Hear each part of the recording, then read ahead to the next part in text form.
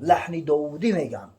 همه حضرت ابو موسی اشعری به حد صدا شیرین به دست وقتی قرآن میخوند، بعد پیغمبر صلی الله علیه و سلم بشارت داد که خداوند به شما اشعریا یک لحن داودی میگن عطا کرده است. اما حضرت داود هم میگرید از تورات، مقصد همین خیلی میخوند که پرنده ها را حتی میگه خوابشو میبرد، همین خیلی لذتی میبردیان، بسیار راحت میکردن، در گردش جمع میشیدن. و همون زبوری که به حضرت داود نازل شده است، حضرت همین خیلی میخوندش که اوخی همون حافظا و تاریخ خوندن نمیتونن. اوخی به همون خاطر پسلمش گفتن، روسا پسلمش گفتن، اینا مردمی اهل کتاب. خب در حدیث ها هم اومده است پیغمبر صلی الله علیه و سلم بعضا همین شعر مذمت کرده است. حدیث امام بخاری حضرت میگه لأیم لأجوف ابن آدم قیحا خیر له من ان یملأ شعرا. اگر همین تهیگاه آدم، شکم آدم پر از چرک زردو باشه، بهتر از آن است که پر از شعر باشه. این همیشه سخنهای پیغمبر صلی الله علیه و سلم است. اما در برابر این حضرت صلی الله علیه و سلم شعر حکمت گفته است. و این من الشعر لحکما میگه. شعر چی بسا شعرهایی هستند که حکمت خولیان. حکمت یعنی پند نصیحت، چیزی که سبب هدایت میشوند، سبب هدایت ارشادی میشوند. ببینید در برابر همین حضرت صلی الله علیه و سلم شاعرها داشت. نام 4-5 شاعر پیغمبر در کتابا اومده صراحتاً. حسان ابن ثابت بود در مدینه منوره. این حسان ابن ثابت حتی بله در صحیحین اومده است. حضرت توصیهش میداد، میگفت یا حسان عجیب عنی اللهم ایته بروح القدس. یا حسان از نام من جواب مشرکا را به شعر بده. بعد در حقش دعا میکرد که پروردگار را توسط روح القدس، توسط جبرئیل علیه السلام براش الهام بفرست. الهام نباشه شعر خوب یک جو مینویسی. اینا ببین حتی در جامع السنن ترمذی روایت اومده است برای حسان میگه منبر میمون، یعنی بالای منبر میبرو دستش بعضا از بالای منبر همون شعر را میخون، همون هم شعر میگفت. یک شخصی بود به نام عبدالله ابن ابی رواحه رضی الله تعالی عنه، صحابی پیغمبر، شهید حرب مؤتة.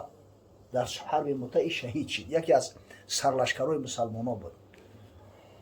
در روایت اومده است میگه در هنگام قضای عمره که در سال صلح حدیبیه معن کرده بودن که همراه قضاش از سال دیگه مسلمانان به جا آوردن، انا میگه که همین عبدالله ابن ابی رواحه پیش پیامبر صلی الله علیه و سلم شعر گفته میرفت. بعضیا گفتن که در قضای عمره عبدالله ابن ابی رواحه علیه شهید شده بود. اونا میگن که این کار کعب ابن مالک کرده است یا صحابی دیگر. به هر وجه صورت با عوض کردن جای جمع شونده ها حاصل جمع تغییر نمی‌یابد.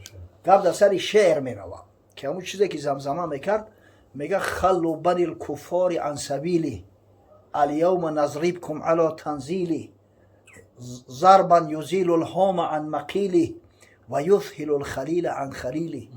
ای کافر بچه‌ها پیشوی پیغمبر خدا محمد صلی الله علیه و سلم خولی کنه که امروز شما را میگه با تنزیل ضربه میزنیم.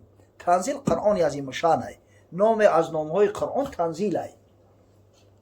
تنزیل من رب الرحیم.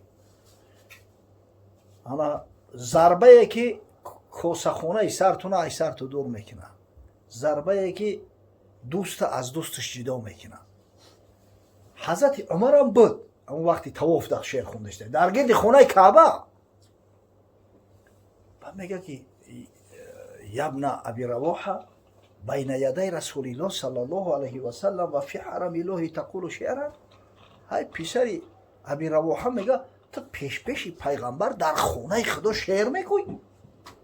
این در صحیح امام بخاری اومده که این روایت که حضرت صلی الله علیه و سلم گفت که یا عمر کردورش نشو، قسم به الله گفت سخنای این از تیر ده خلنده تر از در بدن این مشرکا، جانشو برمده است، کردورشو نشو. اینا ببینه، اینا شعر گفتن در حضور پیغمبر، پیش پیغمبر در کعبه، شعر گفتن در مسجد نبوی، دویم مسجد بزرگترین مسلمانان. حتی در جامع السنن ترمذی میگه حضرت خودش بالای منبر میبرورده است حسان ابن ثابت. و وقتی که شعر حکمت باشه، شعر پند نصیحت باشه، هیچ اشکال نداره. همون هم امری به معروف است، همون هم امری به معروف است. ولی همین کسایی که دعوا میکنن کثافت ها هم مولوی ایتا حافظ ایتا سعدی اوتا اوخی خونتون پری گندم دقل نگیم که بعضا گیزلا میشه میگوی سختر بگم اوخی بدبختو شما اقلا هم کتاب مولوی را خونده ای چیزی را نمیدونی برای چی در اطرافش گپ میزنی هر بابی که شروع میشوه آیت قرآن قطعیه آیت قرآن شرح توضیح داد از حضرت مولوی حدیث های پیغمبر البته شرح توضیح معصوره نیست اینیو عارفانه نه که کمی تفسیر قرآن عارفانهش هم هست نیکو این نظر تصوف عرفان او حافظی که شما بخواهید تنه بزنید ای بدبختا او حافظ قرآن های او نامی او شمس الدین محمد های با او خاطر تخلص حافظ دادیانش که حافظ قرآن های کاری خدا و تری حافظا در دنیا وجود ندارن عشق قد رسد به فریاد ارخد به سان حافظ